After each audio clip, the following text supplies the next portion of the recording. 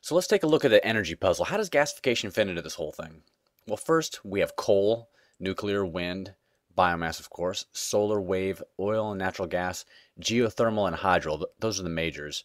Obviously, there's some technologies on the forefront that are coming out as well. Comparing coal against biomass, you begin to notice that while biomass isn't as cheap as coal, it's so much less destructive. In fact, biomass uses waste streams for its fuel sources and is carbon neutral. In fact, we can do 20% of our electrical needs from biomass. What you're seeing happening with coal, though, is actually coal plants are starting to use compressed biomass to alleviate some of their emissions as well. So you're seeing kind of a blending of the two even.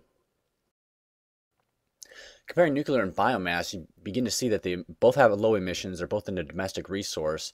Nuclear offers extremely cheap electricity, but the hazardous waste byproduct that we haven't really found a way to deal with yet is really the glaring difference.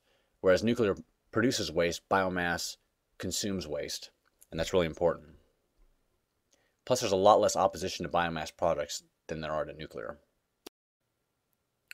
Comparing wind and biomass, you have two domestic, clean energy sources, but the glaring difference with wind and biomass is that biomass can deliver a steady output of electricity to meet the demands of the grid, whereas wind has such a high fluctuation that there's some technical challenges that are involved to get that to the grid in a way that the grid can use, because power demand is steady, whereas wind production is not.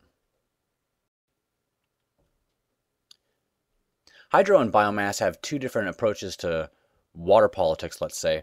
First, hydro has an impact on aquatic species, and then there are electrical and water irrigation considerations in usually a multi-state area to consider. Biomass actually uses very little water, and it can be grown in such a way that it helps protect waterways from excess nitrates. So biomass can be really good as far as water policies are concerned. Solar is one of the most popular energy sources for a reason. Now, it's regionally specific. I guess you could say the same for biomass. What's really cool about biomass in relation to solar is that you can actually produce liquid fuels. Many of our renewable energy sources are only producing electricity, and until we're going to create an entire fleet of electric-powered cars, liquid fuels are still very important.